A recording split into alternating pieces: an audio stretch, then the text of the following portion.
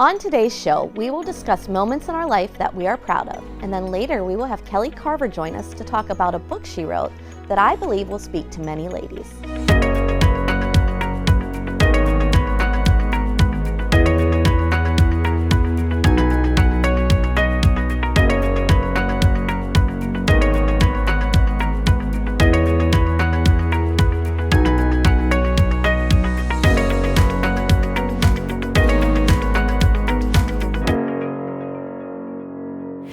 Today I want to focus in on friendship. Friendships are very important. No matter our age, we need friends. Friendships can look different depending on what stage of life we are in, and friendships can change with time. Some of our friends are more casual, and then there are those key few that are built on trust. Those you feel comfortable being real with, and those who offer you honesty. It's these friends that we can count on, feel encouraged by, laugh with, and build memories with. These are the friends that when times are hard, they are there. And when times are good, they're cheering you on. These friendships help us get through the craziness of life. I get that you may have been hurt by a close friend, lied to or disappointed by, and this absolutely makes it hard to trust friendships. But we must find a way to heal and move forward. You see, humans make mistakes, but humans are made for connection. We are not made to isolate. What I've learned is you don't need a huge group, but 2 or 3 in your corner make all the difference. We can't wait for these friends to just magically drop in our lap though. We must make an effort. Put ourselves out there. Get involved with your church and other organizations that you enjoy. Look for those who have some things in common with you and those who will build you up and not tear you down. Be intentional with seeking out friendships. Reach out to them.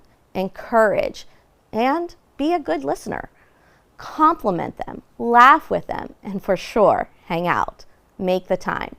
Make the effort because connection and friendships are always worth it. And I'm so thankful for friends. God has placed a few in my life that I want to just share a little bit about. Friends like Patty Bracken, who will pray with me and laugh with me. Friends like Bonnie Williams, who encourage and build into my life. Friends like Sarah Eppel, who will drop everything to bless and love on my kid. Friends like Karen Hollinger, who will plan the best vacation for me and work her butt off to help any way she can. And always get yourself an Aunt Sherry who says it like it is and makes you laugh till you cry, and you can call on anytime. I can only hope I'm as good as a friend to them as they have been to me. Ecclesiastes 4:9 tells us, 2 are better than 1, because they have a good return for their labor. If either of them falls down, one can help the other up. Let's be good friends and find good friends, because I truly believe the benefits far outweigh any of the risks. Good friends and connection are key to walking out this life. So don't let Satan tell you it's not worth it, because I'm telling you that's a big fat lie, and don't believe it any longer. Take that step. And we are just 3 ladies, all with big opinions, always backed by a biblical standpoint. So let's talk about it. This segment is brought to you by Harry's Construction, whose motto is, "If you can dream it, we can create it."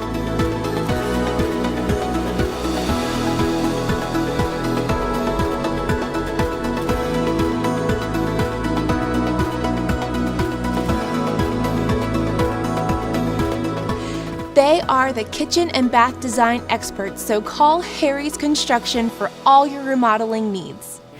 Welcome back, ladies. And today's question, sometimes I think we can stay away from because we think it doesn't make us look humble, but I want us to dive into it and talk about our accomplishments, things that we feel like we are proud of.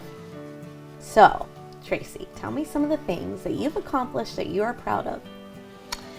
I do agree with you. It was a little challenging because you don't want to sound boastful, right? Right. But there are things that you've accomplished. And I would say the first thing that came to my mind was having my 4 children. Yeah, absolutely. Because they're miracles. Children are miracles. And I had no complications.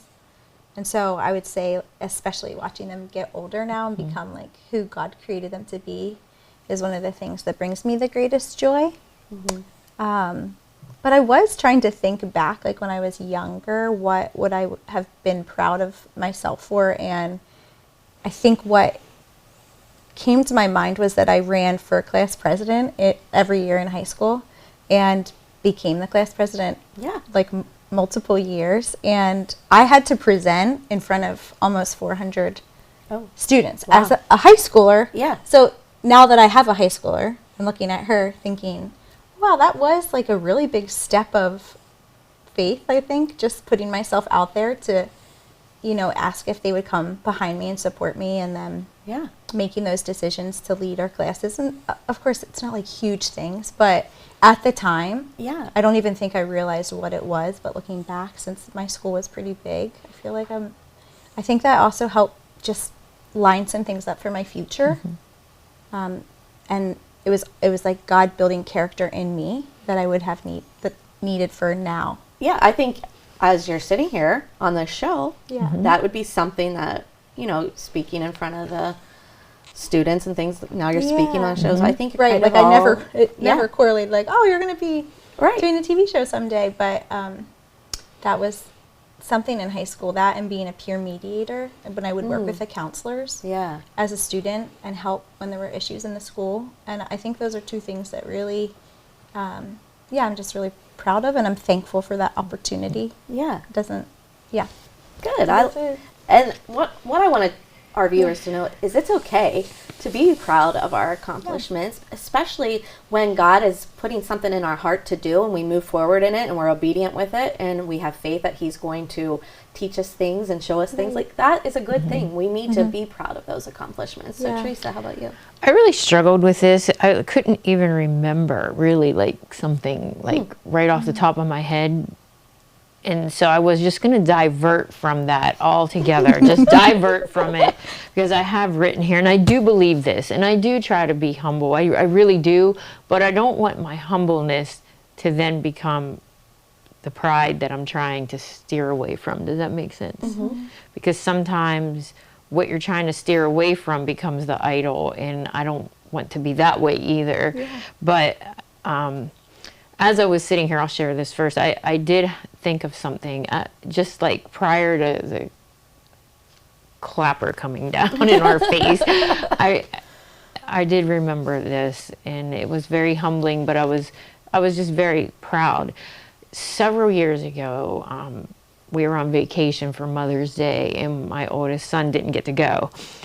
And he was out on an Indian reservation. So anyway, he puts this Facebook post, Mother's Day Facebook post. And I could get choked up just thinking about it. I actually screenshot it. It was like all these things that he sees in me, like all these things. And it just like every imperfect day, he's seen your kids see the worst of you. You know what I'm saying? But these were all the things that he saw me do in my life that I don't even think twice about. And how he learned from those things and how he aspires to be that person. And he went on to say that I am this, and I am this, and I am this, and I am this. But most importantly, I'm his mom. And it just, like, my heart just grew 10 sizes, and I don't know. That just did something for me to say, you know what? This is the teenager in my house that I wanted to wring his neck so many times. And I thought, he's going to leave this house and never come back. He's going to hate us because he is a little rebellious at times and stuff like that. But he was probably 21, 22 years old at the time, and this is who he sees me as. And I was just really, I guess, really proud of that. I don't know.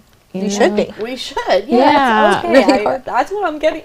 We can be proud of these things. You do have to have self-worth. I think we shared this the one time. You can't love others well if you don't love yourself. And it takes times like this to pause and reflect. and go inward and say like, okay, no, this is who I am. Yeah, this is who God And this is who God created, created. and what's coming out And is good. Yeah. You know, not always, but Right. hopefully most of the time. Yeah. Right. Absolutely. So for me, I wrote, obviously, the boys. Raising the boys, I hope, is a huge accomplishment in my life. But some of the smaller things that I thought of, finishing college was, you know, important to me, and doing the 4 years of college and having a degree that I don't use. But yes, finishing college. Yeah. One of the things when I was younger, I wanted to be on the cheerleading team so bad. And the first year I tried out, I tore my hamstring.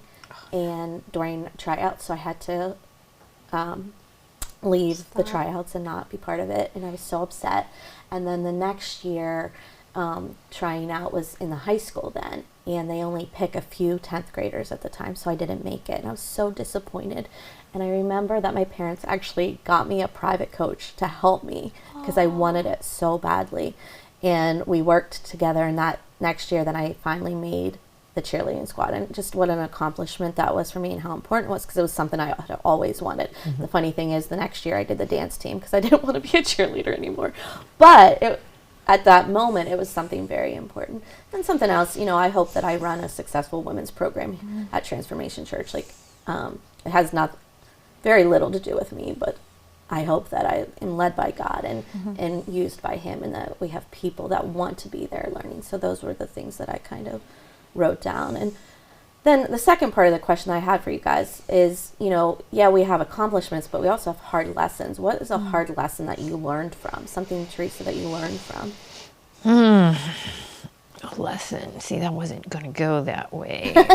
This question. I don't know. In my trying to be prepared for today, I typed this out, and it said, and the words, "My grace is sufficient for you, for my power is made perfect in weakness." And Paul talks about, if I should choose to boast, I would not be a fool, because I'd be speaking the truth. Because we do have truth, you know, that are, and he says, but I refrain so no one will think more of me than is warranted by what I do or say, or because of these surpassingly great revelations. And then I'm going to skip down. He says, but again, my grace is sufficient for you, for my power is made perfect in weakness. Therefore, I will boast all the more gladly about my weaknesses, so that Christ's power may rest in me. And I go back to when my son Alec was so sick. And I was very weak. Like, I remember trying to fast my way out of this situation. And I was too emotionally weak, and really physically, the stress affected me physically to not, like, I tried, and there was just so many things going on that I just couldn't do it. And then I felt guilty for not doing it. Like, you can't even do this one thing for this kid, like Teresa. And I just remember the Lord saying, you don't have to do that. You're not going to sway me because you're not going to go out to the food truck at work. Like, that is not going to sway me. And I was just weak. But in that weakness, He became so great in my life. He became so great because I had nowhere else to go, nowhere else to be, that I could even make it during those times. So I know that's not where we're going, but It was a hard lesson. as much as we like to be proud of ourselves and doing great things, He moves in those weak moments too, where you're just flat. You're just flat. Yeah. You know? Real quick. Yeah, I was going to say, probably the hardest thing is overcoming, I think the hardest thing that I'm proud of what recently would be like starting a school is really, really hard against That's the a grain. big deal. That's a big deal. And the voices, I think the hardest thing is like silencing the lies and following and pursuing after Jesus' voice. Yeah. And so that I am thankful that I was able to do that because I see fruit in it now. Yes. But at the time it was really, really, really, Yes. I was ready to run. Yep. So there's hard lessons, but there's also accomplishments that come from it. And I'll end with, Romans 5:3-4, we also glory in our sufferings because we know that suffering produces perseverance, perseverance, character, and character, hope. Yeah. So remember that. When we come back, we will have our guest of the day.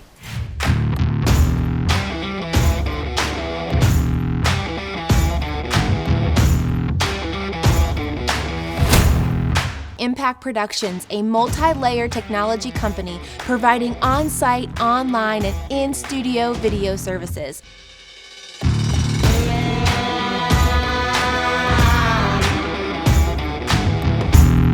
Contact Impact Productions to capture your story. Welcome back to Let's Talk About It, and today we're doing things a little different. We're going to do a Zoom with a great friend, Kelly. Introduce yourself and tell us a little bit about you. Hi, thank you so much for having me today. My name is Kelly Carver, and I am a pastor with my husband, Scott. We've been in the Poconos for over 13 years now, and so we've been doing ministry here. We were kids and youth pastors for many years, and so we've kind of just seen all sides of ministry, and we have 3 children. And last year I became a mother-in-law. So, yeah, That's so so fun. I'm on that journey. yes, it's very special. It's very special. So, that Yeah. is that is a little bit about me, We are in a so nutshell. excited to have you. Yeah. I actually, girls, had her at an event a few years back. She's a great speaker. She has such a great heart for the things of Christ. And I love your realness and rawness. When I follow you on Facebook, the things that you post really encourage my heart. But Aw. you've done something pretty cool, and I'd love to hear about the journey of writing this book, what this book was about, and what made you want to do it. Yeah, so the book is The Awaken Mentorship Journey, and you can get it on Amazon. But I was just in a place in my life several years back where the Holy Spirit began to speak that word into my heart, just to awaken. And I was going through some depression, some hard times, some things that had come, circumstances that had come our way, and I began to just lean into that word and allow the Holy Spirit to awaken things in me that really the enemy was trying to defeat in my life. He was trying to silence me, trying to make me feel, inadequate, or that I didn't have a place, or all kinds of stuff. You can read about it a little bit in the book, but I felt that in my heart, and I began to speak that to other women as well. And so this has been kind of a long process for me, but I knew that the Lord wanted me to put this in a book form that I could share with more people than just those that are in my church. And so really, it's a book that is personal. I wanted to write it where it's like as if I'm sitting down talking with you over coffee, or if we're just friends and we're walking through life together, because there is a need for mentoring, and not everyone has access to a mentor. Not everyone has a connection for a mentor.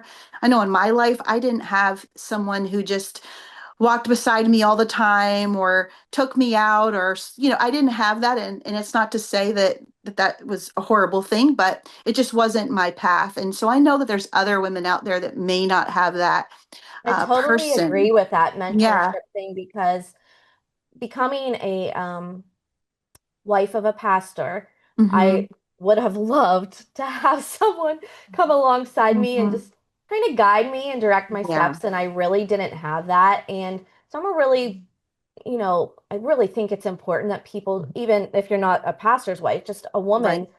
we long for that Yeah. and we need it. We do need it. And we need to feel like we're seen, and that someone understands us. I think that that's a big one for us as women, just that someone understands us and sees the best in us.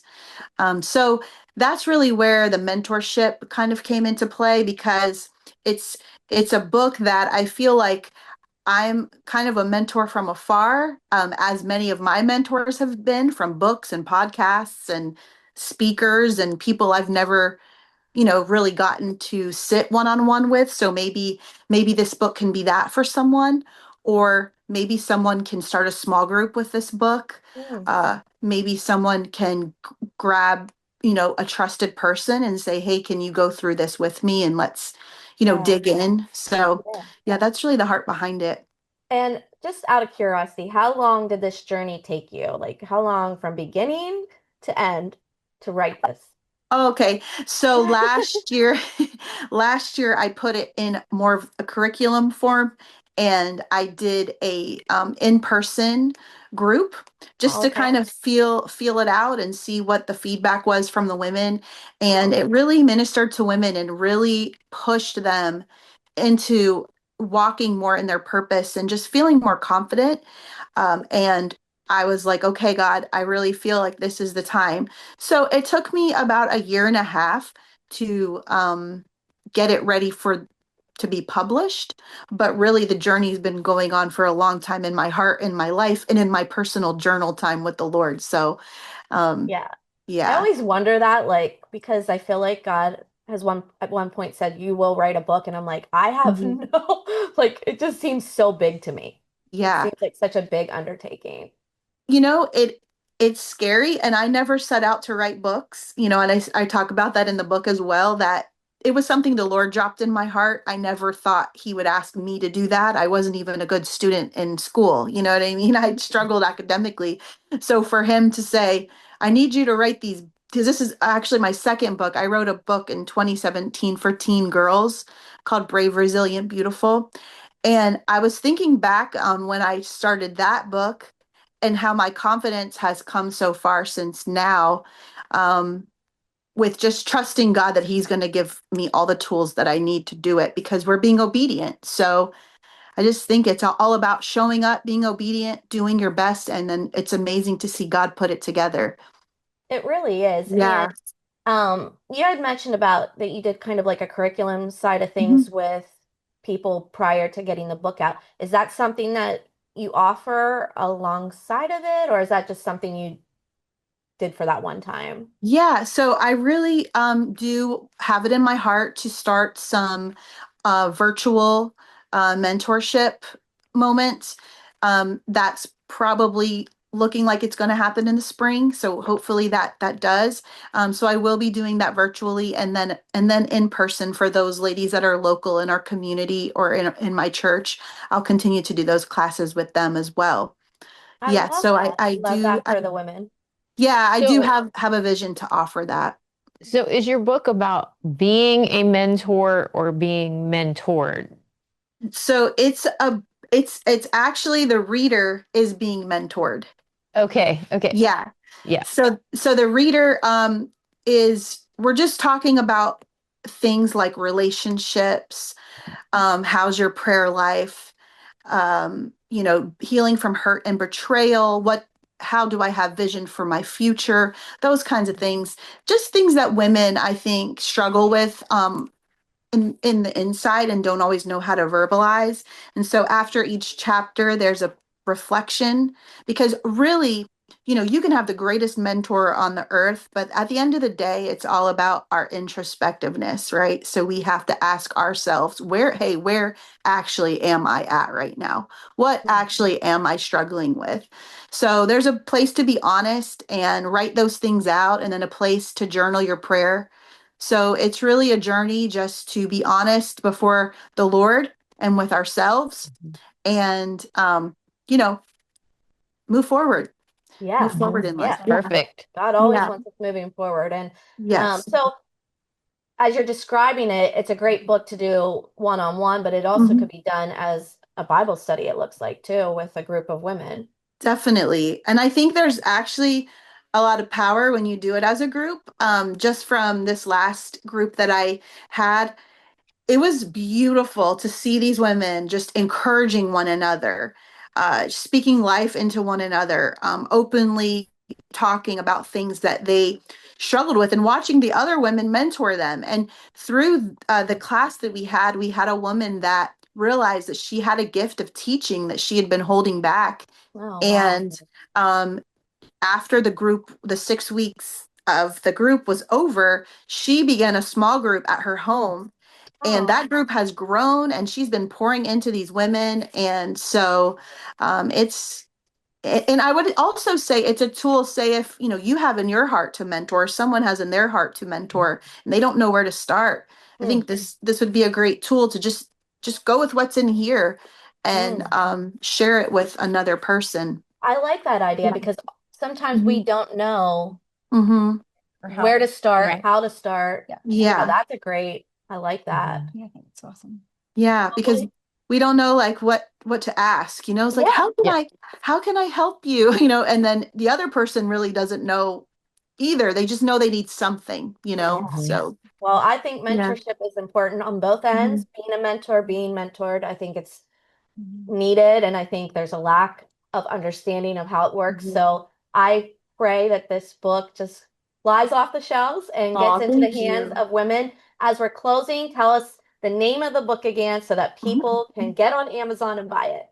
Yeah, the name of the book is Awaken Mentorship Journey, and it is all about awakening to your calling, rising to your purpose. And I would just encourage you to go get it on Amazon, and please just join in this journey with so many women. So much for sharing, and I hope your book does incredible. I think it's incredible. Thank I'm you. so excited to get a copy myself. Thank you. Oh, thank you so much.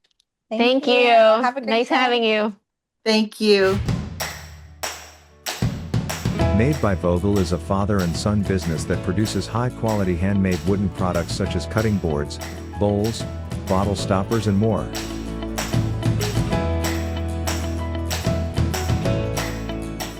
Products for sale can be found on their Etsy site or in downtown Altoona at the Clay Cup. You can't go wrong buying from Made by Vogel.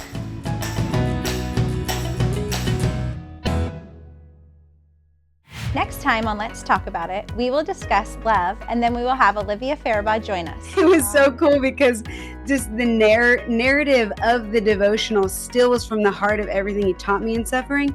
But now, as I was like editing it and going through it again, I got to see it from a different lens, and he just re-taught me how to live and how to trust my body and the healing that he did in it. And so now the devotional is called Healing with Him. All that and more on Let's Talk About It. Today's verse is found in 1 Peter 5:7. Cast all your anxiety on him because he cares for you. Do we realize how much he truly cares for us? I want you to know and really believe this. He deeply cares for you.